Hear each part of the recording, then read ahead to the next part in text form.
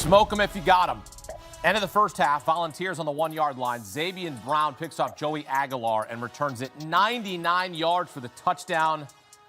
I got 99 problems, but a yard ain't one of them.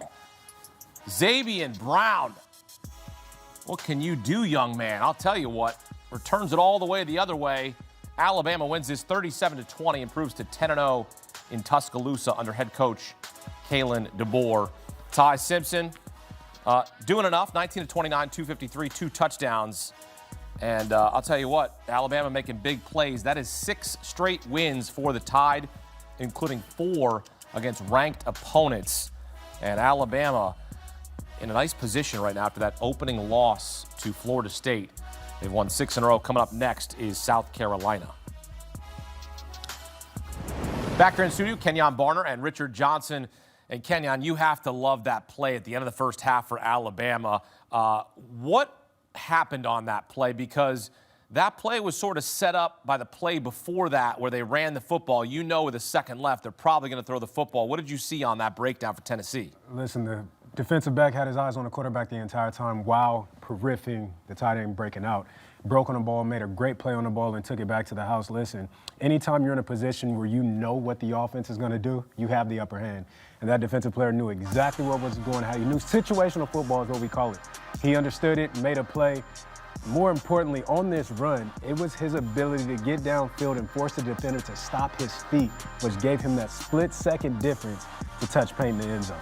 Yeah, I mean, when you really think about it, Bama basically stole 9 points in this game. They get the pick right there, and then they also had the safety earlier in the first half where Joey Aguilar's not even able to get the ball out of the end zone. It's an intentional grounding in the end zone, and it ends up being a safety. Alabama, whichever way you parse it, Alabama has moved on from that week 1 disappointment. They have put that game behind them, and they are fashioning themselves into the team to beat in the SEC right now. It's as simple as that.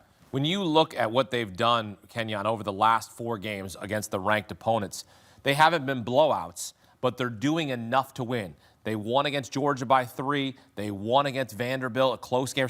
Missouri was a close game. All these games are close, and you're seeing them able to get it done. This one's a 17-point win, but you're starting to see this team become like the old teams that we expect from Tuscaloosa. It's funny. We were having a conversation the last time I was up here about Alabama not having the aura of what we're accustomed to Alabama having. They were aura farming, as the kids say. I like it. I like that. But what Alabama is doing is finding ways to win games and finding ways not to beat themselves. And that's one of the most important things about football. You have to figure out a way not to beat. There's going to be enough things that take place within a game that will work against you.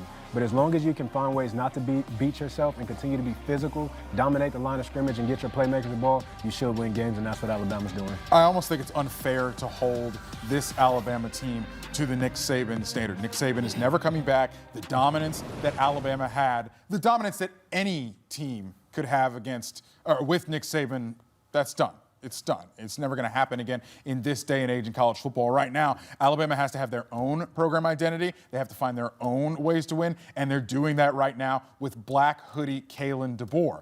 This is now them coming into their own as a college football team in the post-Nick Saban era, and they're doing a really fine job of it tonight. They did not run the ball well tonight at all.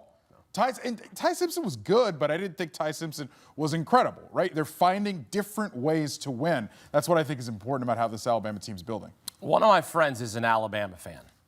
And after that week 1 loss to Florida State, he had said, Kalen DeBoer, I don't believe in him. I don't think he's a good coach. I don't think he's got it. I go, you were spoiled with Nick Saban. He goes, yeah, facts. You're right. I go, but give this guy a chance. I go, he will eventually turn them into a winner because that's what he does. And look at this. They are 10-0 under Kalen DeBoer in Tuscaloosa. And look, you could say that that's probably the most important place you should be undefeated. You need to go win most of your games. But when you're winning in Tuscaloosa, that is a huge thing. That is a huge thing for that fan base. And that's a huge thing when you have to separate yourself from Nick Saban because you have to move on. Yeah. And I said you have to move on from those days. The good old days are gone. If you want to continue to support your team, you got to just back the guy that's there. And Kalen DeBoer, look, he made a team a winner in TCU.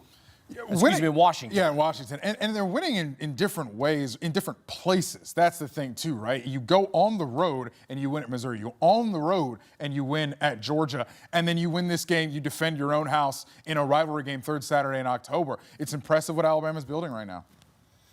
Yeah, Kalen DeBoer's getting the job done. I mean, you'd play for him. Look, this is a coach that, look at what he did with Michael Penix, right? I'm not saying Michael Penix was a slouch. He was good at Indiana. But he went there and turned him into a first-round pick for the Atlanta Falcons. What you have to, you said it, you have to give coaches time to get their system in place, develop trust with their players, and allow it to come to fruition. And what we're seeing right now is that with this Alabama season, we're seeing Kalen DeBoer and his mentality and his mindset play out through this team, and it's showing on the field. We might have to come up here with black hoodies on, right? I like it. I might have to have a segment like that where we're just rocking the hoodies. Alabama with a big win. They've won 6 in a row, 4 of them coming against ranked opponents. Kalen DeBoer now 7-1 against ranked teams in his time there in Tuscaloosa. And he's making the fans feel pretty good tonight because it's for all the cigars. Smoke them if you got them. Alabama, a big winner on this night, 37-20, starting 6-1 or better for the 17th time in the last 18 seasons. Look, they want you to compete for a natty. Just sustain the success, Kalen, and that's what he has been doing in Tuscaloosa.